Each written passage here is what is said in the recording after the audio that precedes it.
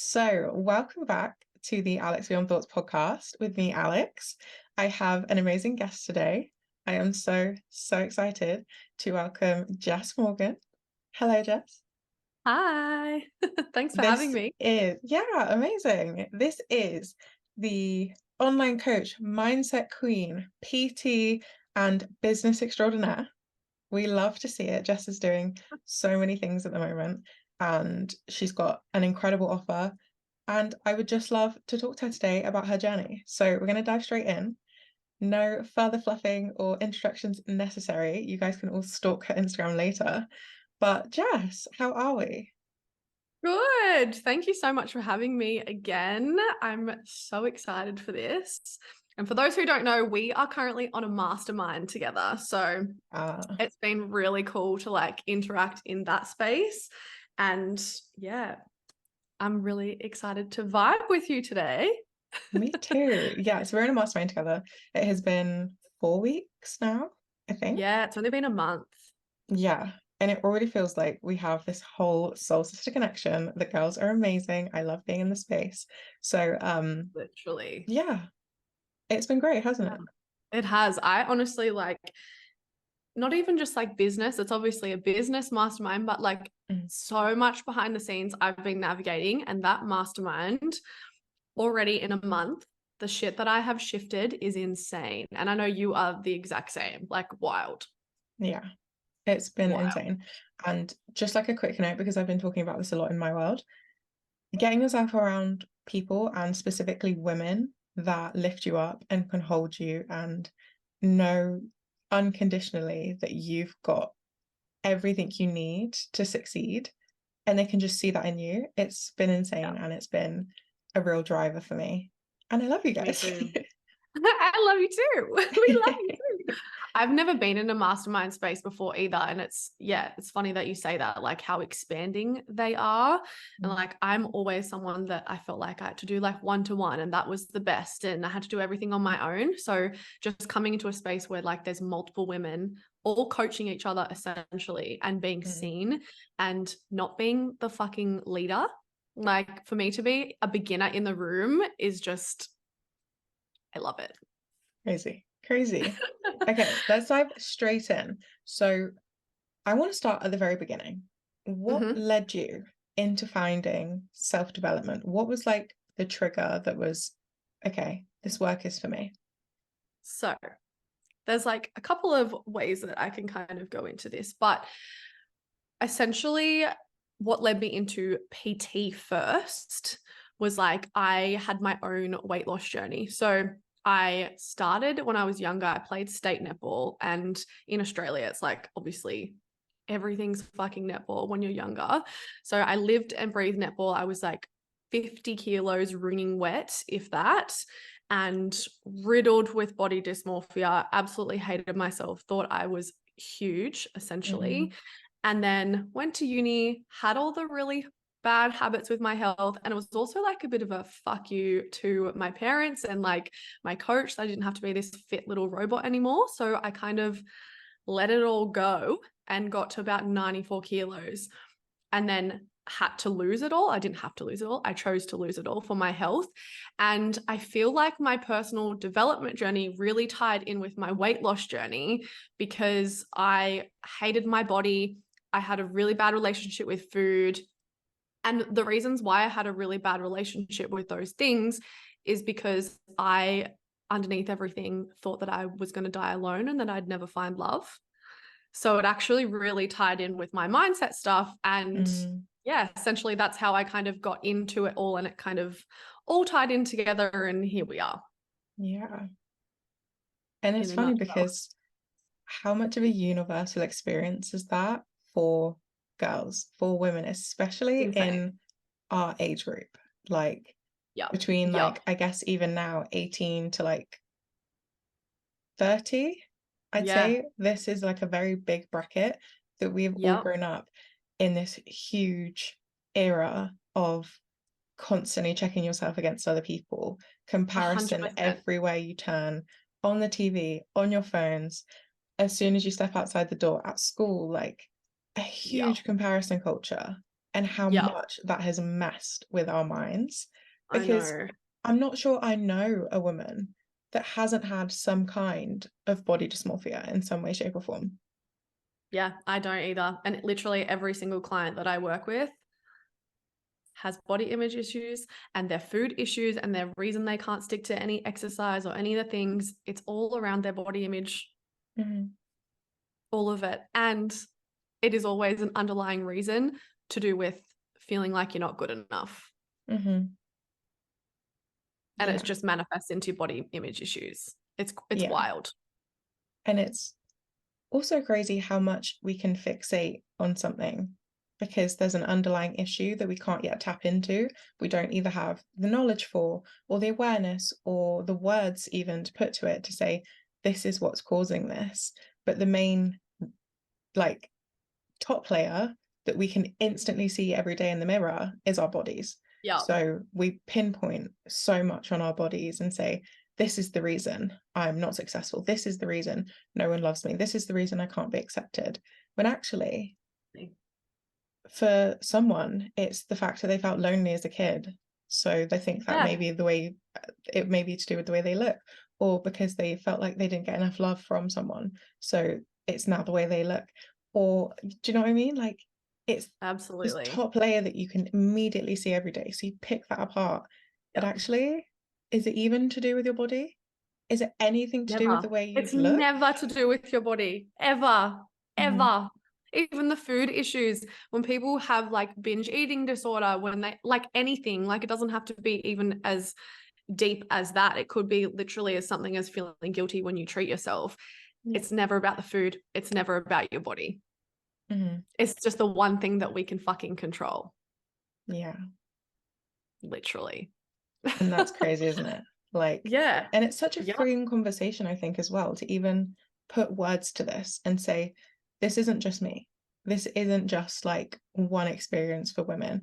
This is very much universal across countries because, like you said, netball was the be all and end all, probably, especially when you're at school. And it was the same in England. Like, Yeah. netball was pretty much the only sport we truly played, maybe hockey sometimes, but like netball was Yeah. the be all and end all. I remember my PE teacher used to scour the field at school on lunchtime so that she could get people to come and play netball practice and like play the games after school.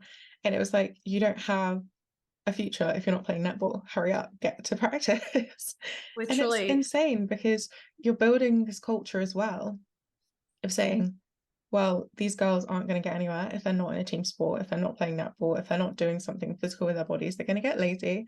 They're going to get whatever the narrative is that we're seeing played out in schools.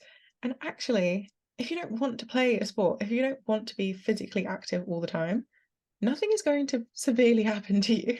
Like, Literally. sure, it's great for your health, but you're not going to drop on the floor tomorrow because you didn't decide to I pick up a know. netball. I know. And I say this a lot with my clients as well, because obviously I'm a personal trainer, mindset coach. I work with this very Mhm. intensely in my world. And one thing that I always say to the girls in my world is like, you make the fucking rules for your own fitness journey. And they're like, oh, what? So I can just like walk every day? I'm like, yes. If you don't fucking Ugh. like doing HIIT sessions, if you don't like running, why the fuck would you punish yourself with those Mhm. things? And like, I get it because, as I said, state netballer, I trained like 3 times a week. And that was just like going to physical training. That wasn't any like fitness or anything that I had to do on top of that, as well Yeah. as all the other sport that I played because I was from a really small town. So if not every single person played every single sport, you wouldn't have competitions. So like I just lived and breathed all kinds of sport. And I still get triggered by like a HIIT class because I'm like, that takes me back to like training at netball when you're doing like, we'd get punished. So let's say like you have X amount of dropped balls in a session. It'd be like, okay, you're punished with a minute of sit-ups. Mm. So then when I first started my fitness journey and I started doing like HIIT classes, because that was the era, everyone did group training. I'd be next to someone and I'd be constantly like, I need to do more than them and I need to be XYZ. And I realized it was actually that trigger from my netball days. Yeah. Crazy. And then when I realized that I didn't have to do that, I actually stuck to my fitness journey. That's honestly so funny you say that because I rejected on netball. I was okay at it. I could play the game, but gymnastics was my thing. And Yeah, obviously there is so much attached to that gymnastics. You're would be literally in the way worse tiniest than leotard. netball. Yeah, and it's funny you say that because we were punished with exercise too. So if someone messed up the routine, or if someone we were doing planks and someone dropped to the floor, the whole group would get punished. You'd have to hang Yep, off the wall and do like leg raises, or you'd have to run around in circles for 10 minutes, or like whatever it was. Exercise then became the punishment for someone not doing what they were told. yep, So it's funny to see how actually sometimes the aversion to these things are just ingrained in your childhood because exercise was used as punishment too. And that's just dropped in for absolutely. me. So I can only imagine for listeners, like they're going to Yeah, be turning over in their mind, like, where has this been used against me? So where does that now play out in my life that I push away the exercise, not because I don't feel good after I've done it, it's because it has previously been used as punishment towards me. yep, That's huge. absolutely. And we all fucking wonder why we have these mindsets. It's like, oh, if I've gone out for dinner and I've treated myself with my friends, oh, tomorrow I got to punish myself with more exercise. Mm, Like, it's not just this belief that we wake up one day and we have, it's been there forever. yeah. And it's Crazy. also been enforced, hasn't it? Like, I know, especially in my life and in English culture, English mums have a very particular need to tell you that you shouldn't be eating this, you shouldn't be eating that, like the almond mum thing on TikTok. The There's a almond very, mom. yeah, there's like a very particular thing to say, oh, well, I only had one meal today, so I can have a treat tonight. Or Yep. I did a workout today, so that means I get to have a biscuit with my cup of tea. And there's this very much like culture of justifying your food and justifying the reason you get to eat something or the reason you get to go out for dinner. And it's, if I don't do this, I don't get this. I have to punish myself. I have to eat nuts for lunch and nuts exclusively because I didn't work out last night. And I yeah, there's know. very much a culture of that. And I don't know if it's the same in Australia, but It's the same. It's mm, definitely the same. Definitely the same. And I feel like too, in Australia, it's so prominent as well because like it's hot a lot of the year. Like it's well, it's not even summer yet, and we're already in like 35-degree days. yeah, So like it's very like summer culture, beach culture. Like even right now, like okay, so we're in October. And even for the last couple of months, I've been seeing it. Like coaches, one, so ingrained in like diet culture. Like you will never, ever, ever see me promote a summer shred. But like they're all mm, on here, like, oh, there's only 2 months left till summer, and you've got to yeah, get X, Y. Like yeah, it's a really, really big culture here to hmm, be summer ready. And yeah, it all stems from the almond mums, essentially. mm, yeah, Literally, our mums had these body image issues. They've passed it down to us. It's just how it is. Like, and their mums before them. It's not this like learned, it's a learned thing, but we haven't just magically overnight decided that's how we feel about ourselves. yeah. And I think we have a responsibility to ourselves now, to our well-being. And also, if you decide to have a future with children, your children's well-being, 100%. to actually dive into these issues and start uncovering some of this stuff. Because it's all going to well saying, I'm fine. I don't think I have issues, or I have issues, but like I can deal with them. It's all going to fine Yeah, saying that, but you don't even realize the impact it's having on you until you realize the impact it's had on you. And 100%. also how you then interact with other people, because in so much of this work, regardless of whether it's food or nutrition or fitness, anything, I have my own projections, I have my own triggers, I have my own trauma and wounding around many things in my life. And actually, I put those onto people. And regardless Yeah, of whether I mean to or not, I don't have the intention to hurt other people or to make yeah, them feel a certain type of way. I do. And it's uncontrollable in the sense that sometimes I don't realize I'm doing it. And other yeah. people might not realize they're doing it to you. So actually you have responsibility not only to yourself, but to your close people around you that interact with you to say, I want to work on this for myself and for you because I know in some way I'm probably affecting you too. Yeah, it's funny you say that too, because I literally had this conversation the other day.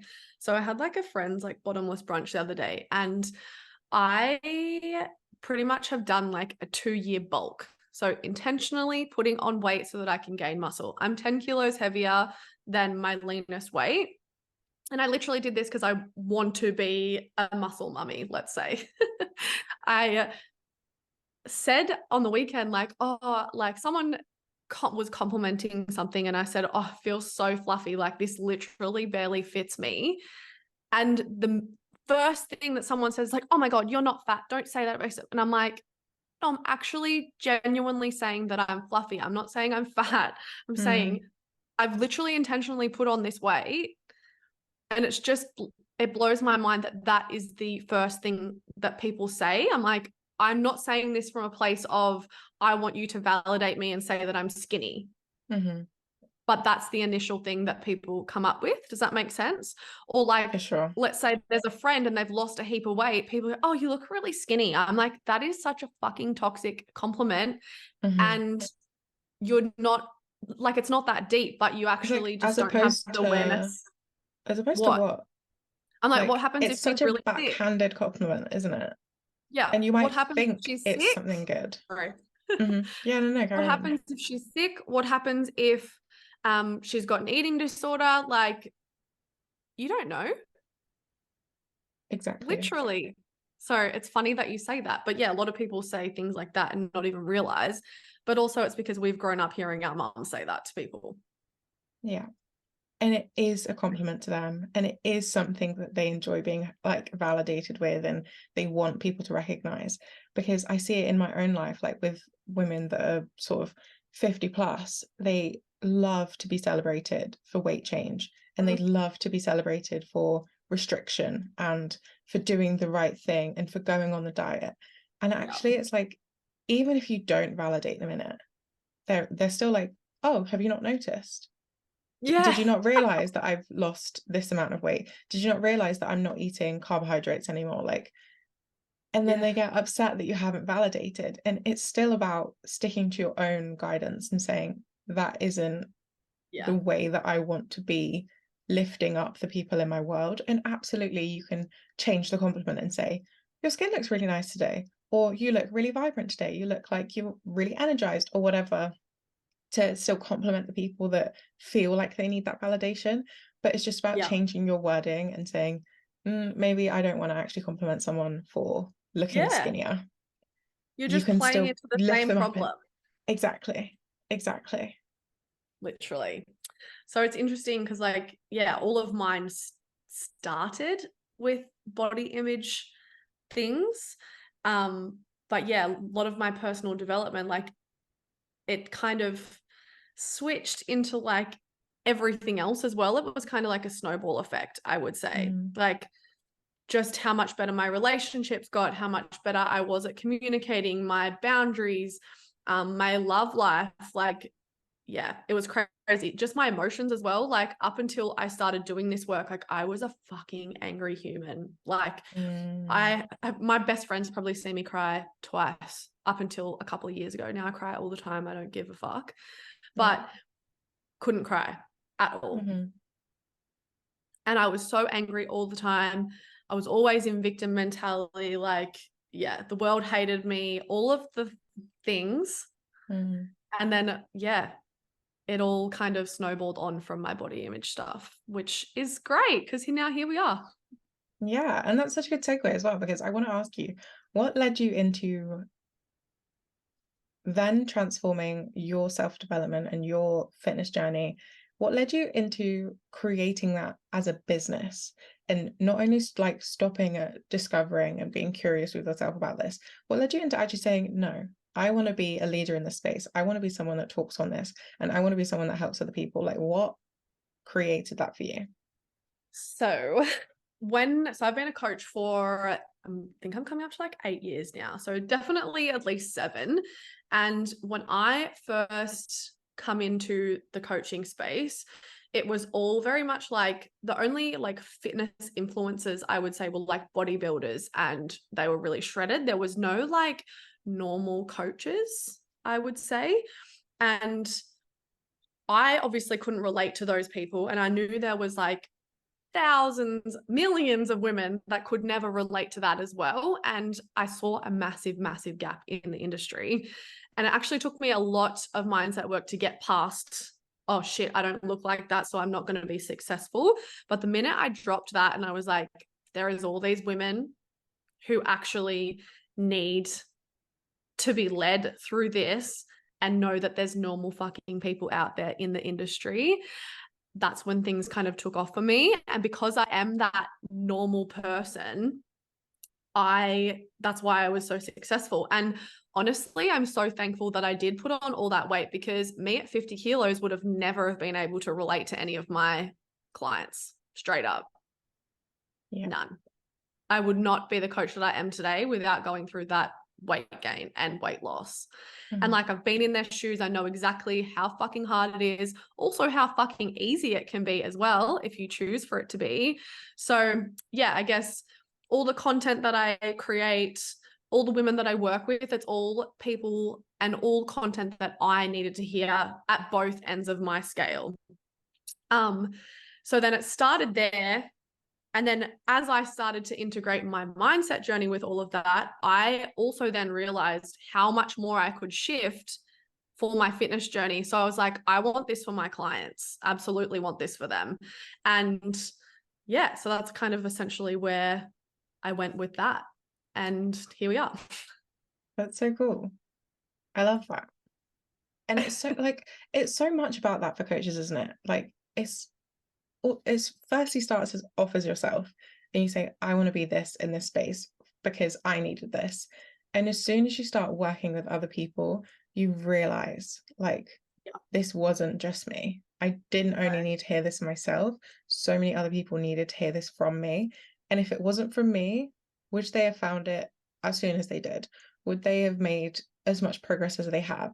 And it's like so much about actually saying to yourself, if not me, and if not the wisdom and the abilities and the experience I had, where else are people finding this? What are the other examples? And if you can't immediately find so many examples, and if through so many different types of people that show this work, there's going to be people left out, and there's going to be people that can't find their person, and there's going to be people that don't get a transformation, because what you could provide for them is exactly what they need. And if you're not doing it, who is? Absolutely. And honestly, there's so many fucked coaches out there that like are still so, I guess, bought into that diet culture vibe.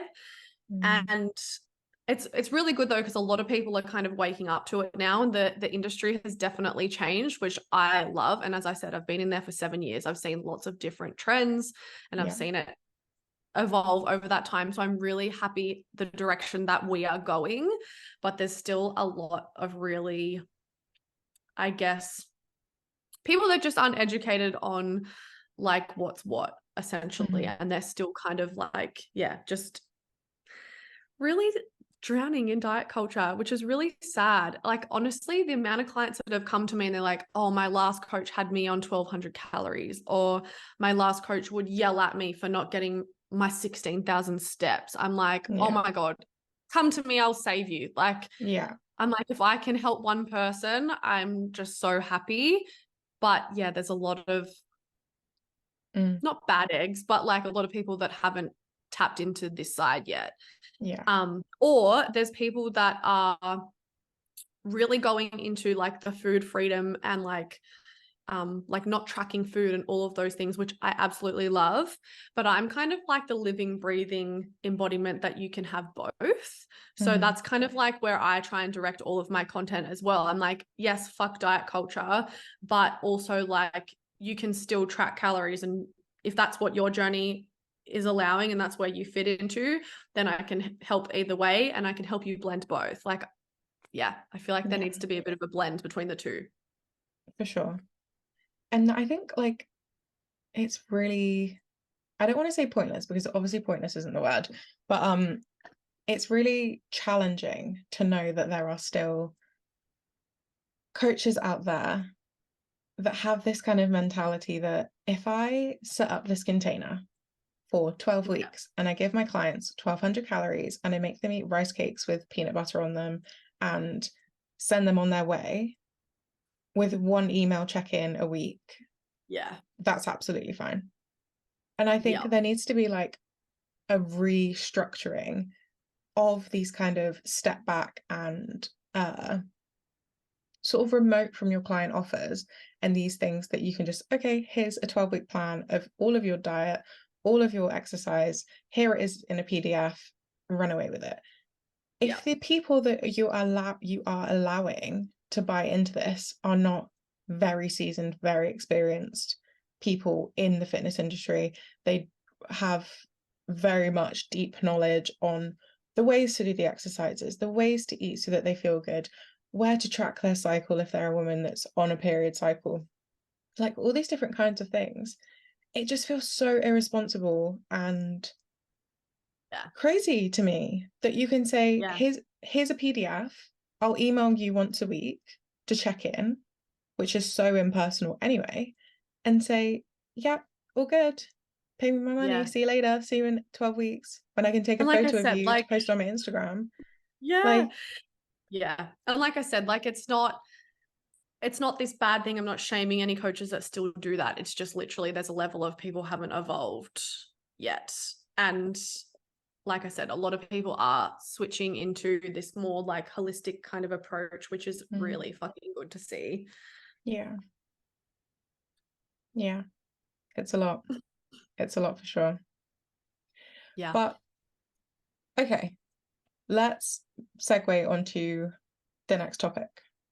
Where Sure. do you feel like you have been able to find your purpose? If you have, if you don't feel like you found your purpose, where do you think you will be looking to find it? Or alternatively to that, do you think finding your purpose is a bunch of shit and you don't think there's a reason to be looking for a purpose? What are your thoughts on it? No, I 100% think that there needs to be a purpose and a very fucking deep rooted one, whether that's in your fitness journey or business, whatever. Like, what's the point if you don't have a purpose, literally? And if you don't have a deep rooted purpose for something, then you're never going to stick to something long term, literally. That's what I believe.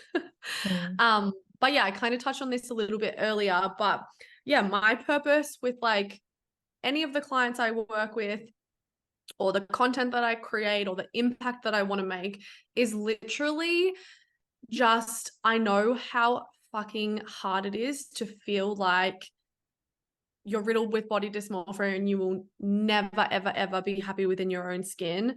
I also know how hard it feels when you are 94 kilos and think that you're never going to feel confident in your own skin. Like, it happens at both ends of the scale. I know how hard it is when you have a really shit relationship with food and you binge eat. Like, I used to lock myself in my bedroom and like eat in secret. Like, mm, I have, think of any possible thing that you can. I've fucking been there. I've been the girl who's training 2-3 times a day, thinking that her progress will come so much quicker. mm-hmm, And any piece of content that I create or anything that I do with my coaching is because I don't want women to feel the same way that I did. And if I can help people on their journey and educate them on all the mistakes that I have fucking made, then they don't have to, and it fast tracks their results. It's like everything that I needed to hear as well. I'll be writing a piece of content. I'm like, oh, I wish I fucking learned this like 8 years ago. That'd be sick. Like, mm, so yeah, just my personal story is essentially what drives my purpose. And like, same with coaches, like that same purpose really kind of flows into like my business mentoring journey as well, because I want women who are quote unquote normal looking coaches to know that they don't have to be ripped and have abs to build this fucking fantastic business. And in fact, if they don't, that's actually their superpower, mm. you know? Yeah. It's funny because I need to hear that. Yeah. It's prevalent that like you have this idea in your head of what this successful woman looks like, or what this successful coach, or like this person over there, whoever, they look like this, they talk like this, they behave like this, and Yeah. that's not me. I'm over here, and like maybe I'm not good enough to get over there with her and with them. And it's I even have about that. I'm not immune to it mm, either. mm, yeah. Oh, And it's crazy. about, yeah, just saying to yourself, I get to be that. And if not Yeah. me, who am I then putting in a category with me that I'm saying we're not good enough? And you're Yep. blanket statementing so many people to say, well, if we don't look like them and if we don't look like her, then we can't be doing it too. And if you Mm-hmm. wouldn't say that to other people, why are you saying it to yourself? Correct. I say that to everyone, even my friends. They're like, oh, I look like this. I'm like, would you ever say to me that I look fat today? They're like, no. And I said, well, fuck me. Don't say it to yourself. Exactly. Crazy. And it applies to so many things, even like the way you talk about your intelligence, or the way you talk about your, I don't know, the way you love people, or like literally anything about yourself. If you wouldn't be saying these things to your best friend, to your sister, to 7-year-old you, Oh, why are you saying it to yourself? I know. It's crazy. Crazy. So, question for you, Jess. Do you have Yes. any tips on like food freedom or body image, or becoming like fearless in yourself and your confidence, whether it's with your body, whether it's with your fitness, whether it's in a business, whatever? Do you have some tips that we can give our listeners? I have plenty. Whether you want to work on any of those three things, I would say the first thing is to start just working on your mindset in terms of like, even starting with journal prompts is a really good way to kind of get into it, but you can't heal what you're not aware of, right? So Mm, whether it's food, whether it's body image, whether it's confidence, whatever, start getting really fucking clear on where you're at and the behaviors that you currently have around those things. So if I was to initially start someone through like food freedom or even body image, I'd be like, okay, what's your current relationship with food, exercise, or your body like, right? And get really fucking specific. Is there any behaviors that you specifically do? Like, is it binging or, you know, all that kind of stuff? And then what you want it to be like is a really good way to start, because once you know where you're at and what you desire it to be, and also that can change over time, you'll notice like that will evolve as you go on. But once you find out those two things, you can essentially fill in the gaps from there. And it's as yeah. simple as that, literally. So if someone were to say to me, okay, I struggle with binge eating, it's like, okay, well, what would you want that to look like? And how can we start implementing things so that you can get there? And everyone's so different. So that's why I say, like, explore it for yourself, because what triggers my body image is going to be completely different to yours, Alex, as Yeah. completely different to someone else's, right? So really starting with that. And then I would say, yeah, start deep diving into where those thoughts come from. Mm, So one thing that I always say to my clients is, I felt this when. yeah. And it's like, okay, if you have, let's say you're really insecure about your lower belly pouch, it's like, okay, when was the first time you felt like that? Is there a memory that you can put to that? Did someone say something specific to you? All of those things. It's kind of like opening up the conversation in your own mind, essentially, of where it stemmed from. And then once you're aware of it and you're practicing it in a journal, I always say you can then do it in real time. Yeah. So it's kind of like a lot of people are like, oh, I don't want to journal. Oh, it's so annoying to do that. I'm like, it's the fucking key to everything. Yeah. Literally. And on that, Like, like, don't be afraid of actually having that conversation with yourself, because it's yeah, crazy how many people say, I don't know, and then stop the conversation there because it's scary to try and dive into that. And it feels a yeah, bit too exposing and vulnerable, to even have that conversation with yourself, like to sit there with your own journal, with your own pen, with your own mind, feels quite scary to some people because they just shut down that conversation with their inner self Yeah. and with their intuition and their instinct. So get curious with yourself, open that conversation up. Like Jess said, Yeah. ask yourself, when was the first time you felt this? Yeah. And honestly, like if you don't know where these things come from, like fucking good luck. Mm, Like I said, you can't heal something you're not aware of. If you had to exactly. ask me 6 years ago, oh, what's your relationship with exercise like? I'd be like, fuck yeah, it's so good. I exercise all the time. I eat really healthy. And then when I dug deep into it, I was like, oh my fucking God, I am cooked.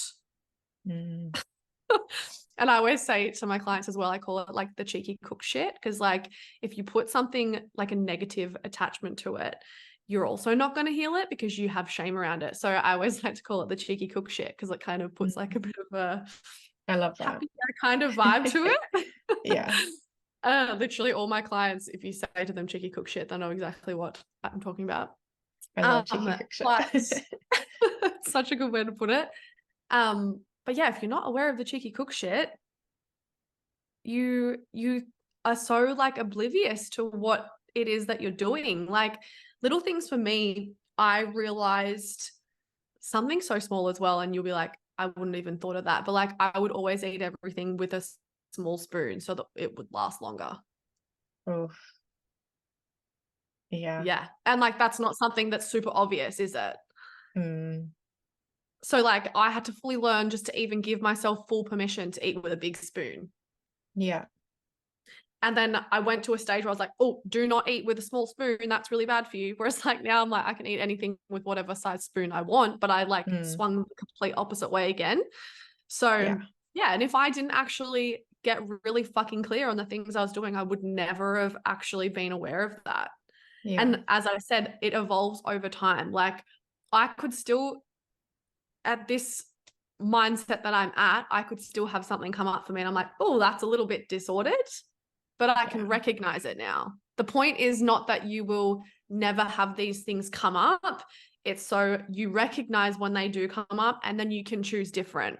So I guess the next piece that I want to say for a tip is like, once you become aware of these things, actually taking aligned action on it, because without the action, awareness means fuck all.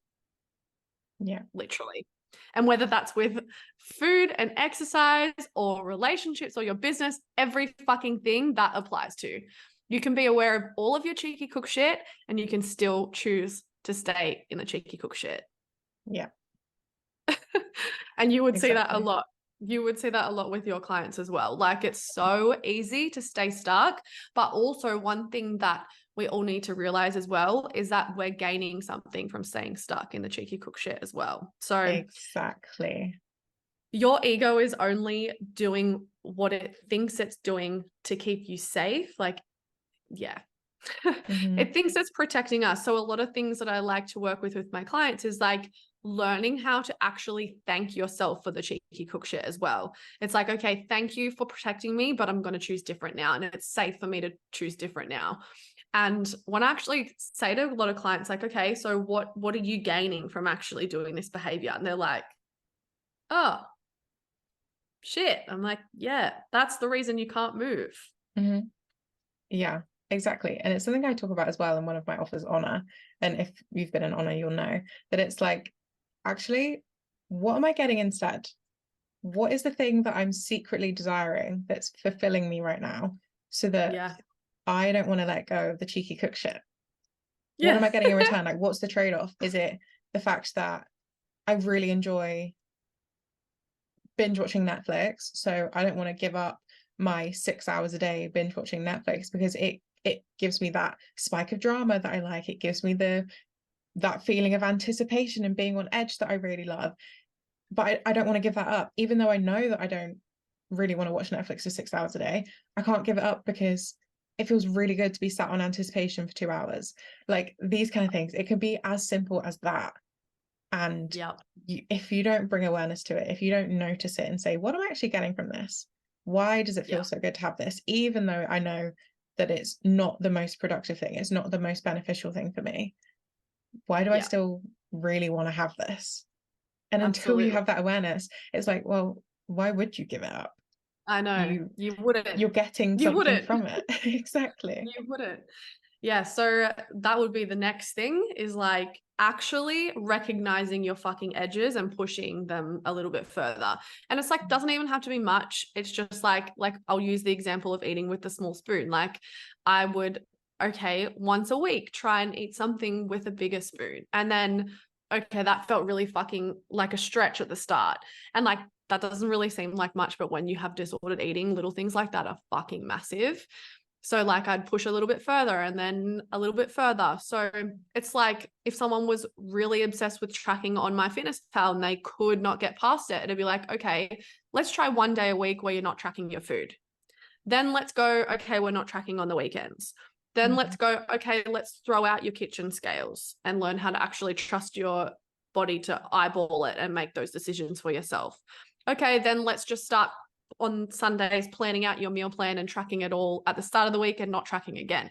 And then let's move away to not at all. You know what I mean? So it's just like gradually, you can't do things overnight as well, I think is the biggest takeaway from this. Like Yeah. I've done this over 6-7 years longer. I Mm-hmm. started my journey long before I was a personal trainer. So let's say 10 years. It's a process. So For sure. knowing that it's a process and that you can't just do things overnight. Sometimes things absolutely do fucking click like that, but you're not remembering all the other work that you've put into it. And another huge tip I could give anyone going through any of this is just compassion. Like you're not ever, ever, ever going to change from an energy of shame, ever. That, Ever. wow. The reason you're in this situation is because you see things as good and bad. So if you shame yourself for the bad cheeky cook shit, then of course you're not going to change because you associate good and bad, right? Yeah. So also too, just dropping all the strict rules you have around food, exercise, body image, whatever it may be, and learning to make your own rules with it. What works for someone else will not work for you, and vice versa. Yeah. I have two things I want to bring in on this, just really quickly. Is like one on the energetic capacity of this, like how can you be building a business, building an empire, building your career, starting new jobs, going for interviews, whatever it is? How can you be doing that when you're taking up so much of your mental capacity doing these small things, eating with the small spoon only, or punishing yourself with exercise, or like whatever it is around this, and in any area of your life, if you're taking even the mental capacity that it takes to say, I can only do this one thing and it's unsafe to do all the rest of it, how much of your mental strain and capacity is it taking up to just keep all of these things going at the same time? And you actually do just get to let it go. It does get to be a case of you consciously deciding, I'm not letting this control me anymore. And it can be a bit more complicated than that, for sure. No, but it actually is. It's a choice. As a human, you have a fucking choice. Yeah. And every single time that urge comes up, trying at least to choose differently, to let this piece go and to move on from it, and to take back some of your power and to take back some of your energetic capacity so that you have it in store to do those other things. Because how difficult is it going to be if you're spinning 10 plates compared to 100%. if you're spinning one or two and you can kind of walk a bit and you can kind of talk a bit, and do you know what I mean? So actually choosing to let this go, choosing to put yourself first in different ways, and although it might be hard first, choosing to put yourself first in different ways will get easier. You will turn around one day and notice, oh, I don't do that anymore. And it might not be a conscious thing, but it's all working for you. And my second thing, oh, sorry, carry on. Oh, I was just going to say, like how I said earlier about like working out what your current behavior is and what you want to be. One thing that keeps me going, even still to this day, is like, okay, that higher self version that I want to be. So if it's in your fitness journey, if you have all these goals that you desire to be, and you're noticing these patterns come up, sorry, Would she fucking allow you to miss the gym that day? Would she allow you to eat with a small spoon? Would she allow you to rip yourself to shreds when you look at yourself in the mirror? Fuck no. So choose different. If you Mhm. have that deep-rooted desire of that person you want to be, you will not allow the cheeky cooked shit to play out for very long. Yeah. And when you see yourself slip back into those patterns, you have the vision of her and you go, okay, no, I'm choosing differently again. And it's Mhm. those choices that you make over and over and over again that it becomes your new normal. And then you're a whole different person before you know it. Yeah. And if present you can't do it, just allow future you to take control. Yeah, And you get to just kind of switch that mindset and go, well, I'm not in control anymore. Future me is. So what she says goes. absolutely. Absolutely. And the last thing I wanted to bring in on this was just like on the journaling piece and getting curious with yourself. And what I want to say here is like, how am I going to phrase this?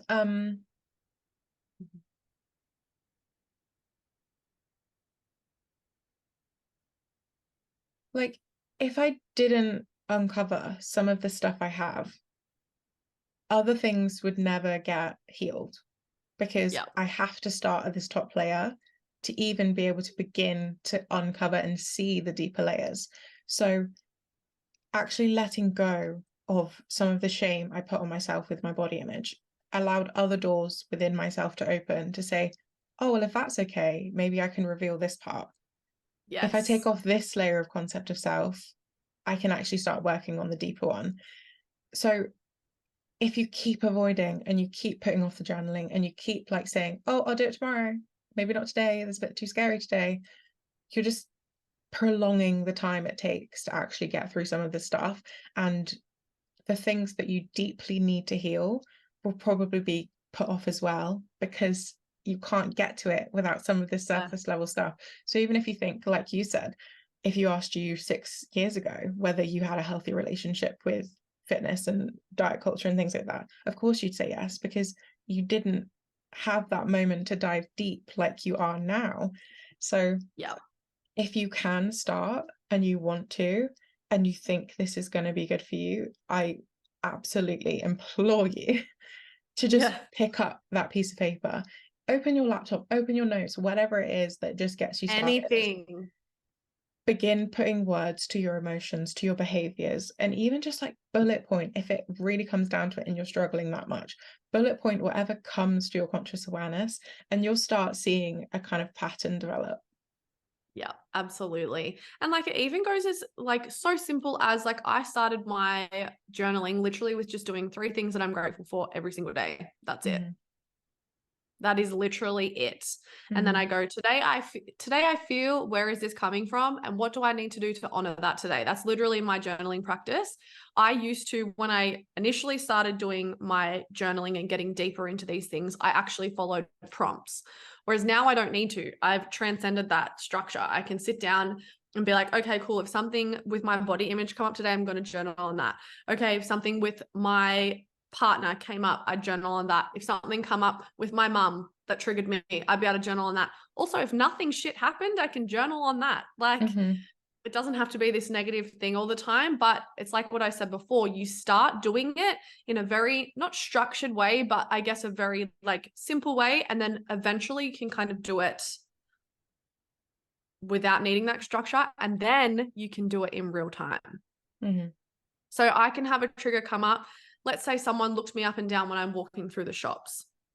Old me would have had to wait until tonight, journal on that, think about how I felt. Now I literally, if something activated me, which it usually fucking doesn't, it's very rare because I've done so much work on projections and knowing that it's nothing to do with me. But if something triggered me, I could reflect in that moment and move through it within seconds. Yeah. And it's That's the whole point of practice. journaling. It's not so that you're glued to your fucking journal all the Mm-hmm. time. It's so that you can actually do it in real time Mm-hmm. I love and that. don't let it ruin your day, Yes. Yes. Huge. literally. And then I guess the next tip that I could bring in as well is like just developing habits and a routine that's going to work for you.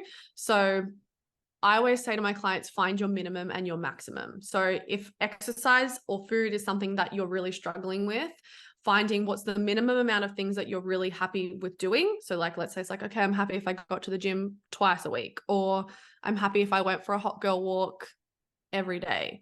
It's like, okay, finding what your minimum is happy with, and then also the maximum, because I'm also living, breathing proof that when you go too far with your exercise and food, that is also fucking toxic. So we want to find that happy medium where you're still showing up for yourself and not using it as a limitation, but also you're not going so far that you're then swinging to the other direction of a toxic relationship with food and exercise. Does that make sense? Exactly. Yeah. And then like, as we spoke about before, like pushing to an edge, and then once that becomes comfortable, then adding on to it. So it's the same with your habits. So if it's like, okay, cool, I'm just going to start getting 6,000 steps instead of 10,000, like everyone, 10,000 steps is obviously scientifically proven that that's a really good number to do. There's not just one random number thrown out. But if someone doesn't move their body at all, 6,000 steps is going to be a lot for them. You know what I mean? For sure. So starting small, and then once you can achieve that really consistently, it's not a chore, then step it up. Once that becomes comfortable, not a chore, step it up. And that goes with anything, whether it's do food, exercise, whatever. Like I said, you make the fucking rules. It's not all or nothing. And we get so caught up in this, I have to do everything or there's no point. Yeah. You don't have to do all or nothing. It's not by force. No. You can choose these little steps and take small action every day, and suddenly you will have massive action in compound. It will just appear and it will hit you on the head and say, oh my gosh, I'm actually doing 8,000 steps a day. But alongside 8,000 steps a day, I'm eating for my health, and I'm eating for nutrition, and I'm eating to fuel, but also actually I'm talking well to myself. Yeah. And it's not that you have to do all of these things from this second and say, I have to do 10,000 steps. I have to go to the gym 3 times a week. It does just get to be a compounding effect. It doesn't have to be all or nothing. Yeah. And in fact, the slower and more sustainable you do it, the more long-term it will be. Literally. And have some Crazy, isn't it? patience with the long Wild term. concept. Have some patience. It's going to take 6 years. It's going to take 3 years. It's going to take 6 months. Allow that process to happen. It doesn't have to be now. A really good point. No. And like, something's better than nothing, no matter what, whether it's your business journey, your fitness journey, whatever. Something is always, always better than nothing. And like, the minute you make a mistake and you fucking dwell on it, throw in the towel, I'll wait till Monday. Like, if you're always waiting for the perfect opportunity or comfort or motivation, like none of those things fucking exist. Like, you just have to get straight back on track the very next time. Like, if you eat off track, it's like, okay, cool, yeah, I can wait till Monday to do it, but then you're then sabotaging, say, 4 days in between. Then why not just the next meal eat better? And it's getting rid of that all or nothing mindset that, yeah, okay, well, it was all for Monday to Wednesday, and now it's nothing because I've done one thing that I didn't really want to do. So now it's completely nothing. I'm throwing everything in the bin. Like, it just doesn't have to be that way. You get to choose differently for yourself, and it just gets to be what you decide it is. Stop living by everyone's rules. Stop putting yourself in boxes that other people have drawn. Yeah. And let's talk about like self-concept as well, because like, if you're someone that buys into the fact that you have an all or nothing mindset, if you constantly say, oh, I have an all or nothing mindset, of course you're going to have a fucking all or nothing mindset. Like, how about we change the language around that to, I'm working through my all or nothing mindset and I'm going to be XYZ instead. Like, yeah, if you identify with something, of course you're going to have that. Exactly. Labels are crazy, and I've spoken about this with so many people now, but the wording and the labels you attach to yourself, why would you let go of them? Because they're part of your identity. You've been like hoarding these labels throughout your life, and you're so used to having them, and you're so used to these layers of yourself that you put on and take off for different people, and it just feels so comfortable when you're in it. But actually peeling back these layers, letting go of these labels, it gets to be so freeing. And although it's so comforting having like this little blanket of your concept of self, Yeah. A taking blanket's it such a off, good you're way like, to put it. yeah, taking it off is just freeing and it's less weight and it's, yeah, it's amazing. So definitely. Yeah. Yeah, they're my tips, I would say. And it applies to I love everything, whether them. you work on your food or you want to work on your body image, all of that. Also, fun fact though, if you work on your body image, your food freedom will magically kind of happen. Fun Mm. fact. The food problem is never about the food, which is what we spoke about before, right? Another thing I would say, if you really, really, really want to get to the bottom of where all of your mindsets around this come from, ask yourself, what am I scared of will happen if I gain weight? That will Mm. be, and like sometimes you might have to, there might be an answer and you go, okay, but why? You might have to dig a few times down to the why. But I think I touched on this before. Like my reason for why I was so scared of gaining weight is because I thought I would never find love, right? So instead of trying to change my mindset around the food and my body and all of those things, I directed my healing straight away to childhood, where I developed that I thought I would never find love. Also, too, I unpacked a lot of my like relationship and like sexual trauma as well. And literally one day it just magically fucking vanished. Mm. Literally. Some days I might have like a body image thought come up and I'm like, okay, where's this coming from? And it's like, all right, I'm feeling lonely. Or, all right, I might have had a fight with my partner, or you see where I'm going with that? Like Yeah. it's always deeper than that. So if you find out your reason why, your all or nothing mindset will become easier. Your how you eat, how you exercise, every fucking thing will change. Hmm.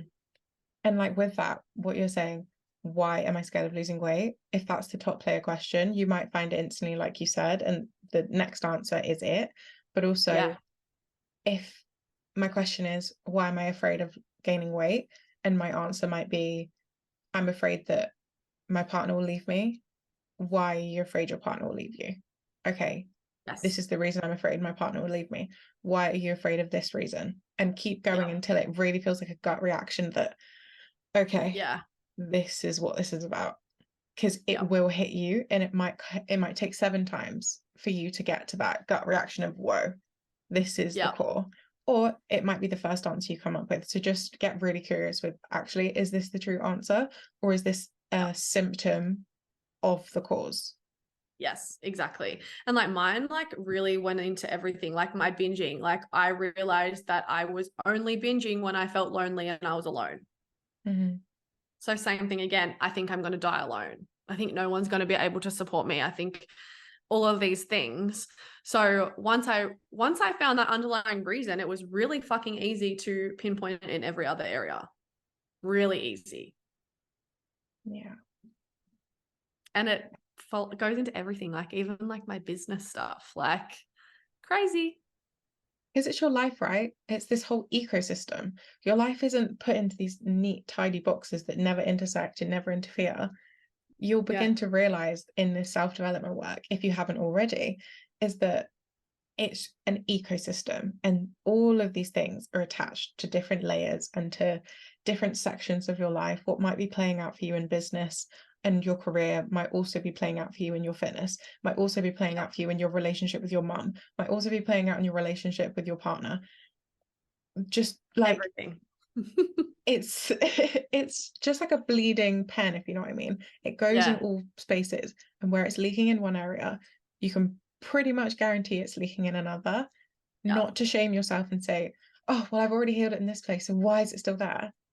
Yeah. Because it's a different dynamic and it's a different ecosystem and it's got different emotions and behaviors attached Yeah. to it. So just being curious with yourself is probably the key to this episode. Ask the Literally questions, get everything. honest, and be Everything. aware, then take action. Because if you're trying to take all Yeah. this action, you're trying to change your fitness, your diet, your nutrition, all of these things. If you're not having the awareness to support this action, your action's going to be less significant. It's going to be less like long lasting, that kind of thing. So it's really just about working with both ends, work with your mindset, work with your limiting thoughts. get curious. Like, I don't Yeah. know how else to And like, describe it other than that. yeah. And like, if you are someone that has like never been able to lose weight, like nothing seems to stick, I guarantee it's because you're missing the mindset piece. Guarantee it. Guarantee it. And no matter what level I'm coaching a client, whether it's one-to-one on fitness and nutrition, whether it's mindset, whether it's business, it's all mindset related, all Mhm. of it. Yes, you'll be working on the physical things, but everything has a very strong mindset undertone for me. And that will be the moment things will click for you, literally. Yeah. Okay, I want to move on to my next question, and it is what it looks like in Jess's world, in your world, living a life beyond negative thoughts, negative thought patterns, things that you feel like are conditioned behaviors. What does it look like in your world living beyond these things? That's a really good question. I would say, I guess like the best way I can kind of explain this is like I fully just believe that everything happens for a reason and everything happens for the plot, right? So like I said before, like I used to be such an angry fucking human. I'd like such a control freak. My anxiety was just raging. And the minute I like dropped all that pressure to control everything was when my life got really easy. And like, that's not to say my life is easy all the time. I have so much shit that comes up for me. Like, even what I've been navigating behind the scenes in my life would literally like shake someone to the fucking core.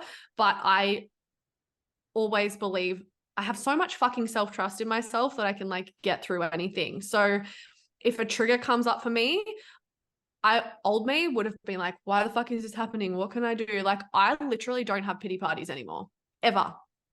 It's like, okay, what's this coming up to teach me? What's this trying to tell me? And I welcome it because I'm like, okay, it's just showing me something that I need to work on and that I can move through. So I guess kind of just allowing things to happen as they happen.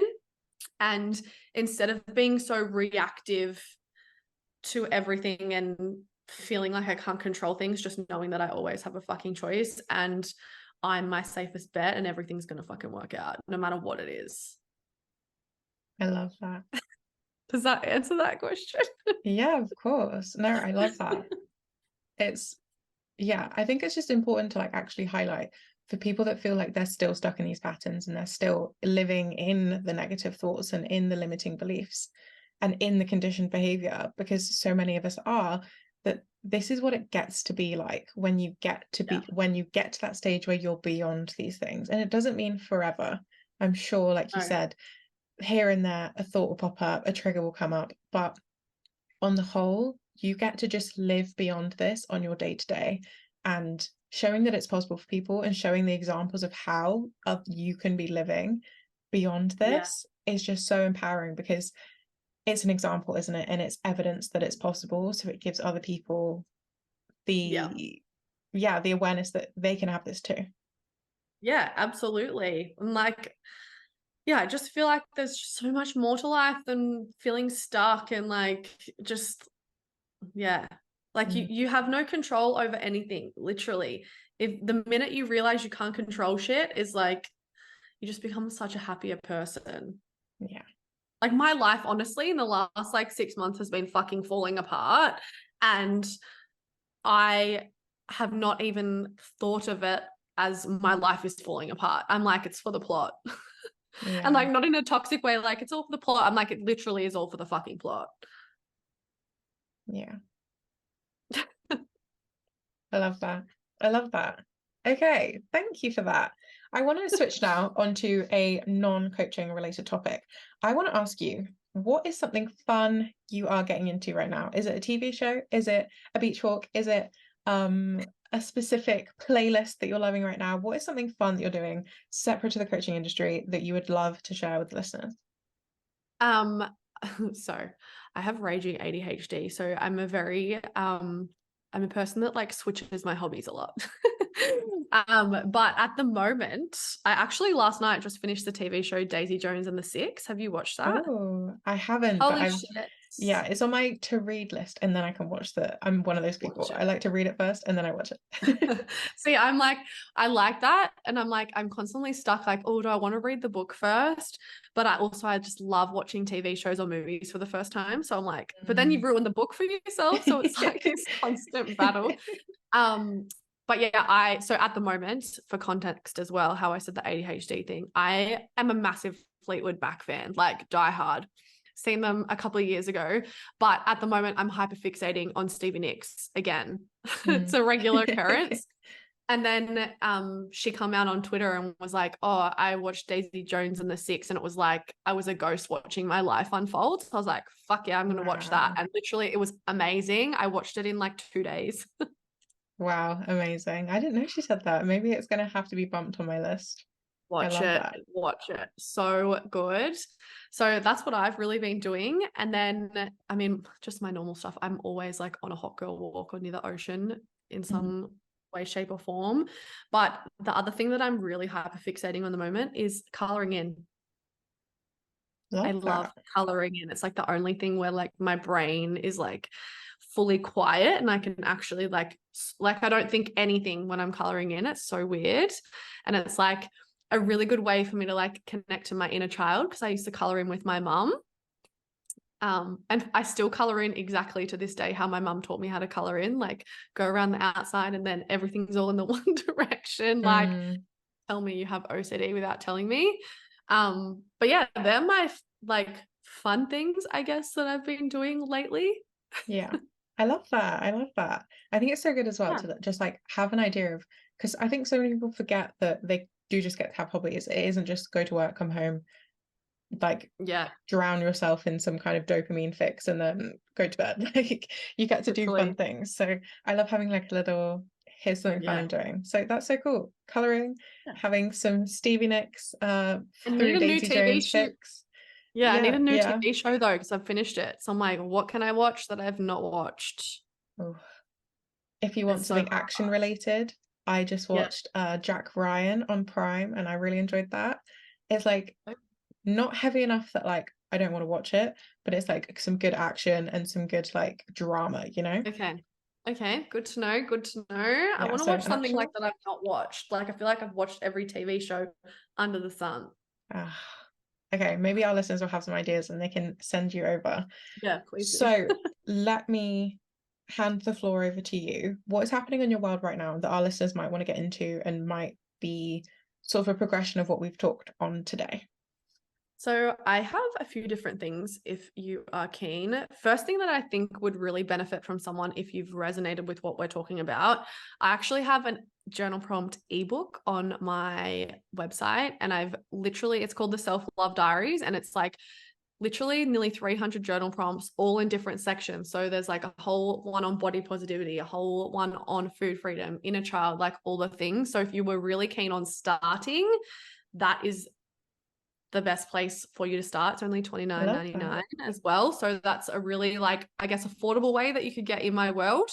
Mhm. And I found a lot of my clients, like in terms of a mindset coaching space, like they've actually started there and then realized, okay, these are the things that I want to work on and then have come into my space. So of course I can work one-to-one with people. Same with like fitness and nutrition coaching. I'm your gal. I will say though, if you are wanting a quick fix, I am absolutely not your gal. The stuff that I work on is like a very sustainable way of doing things.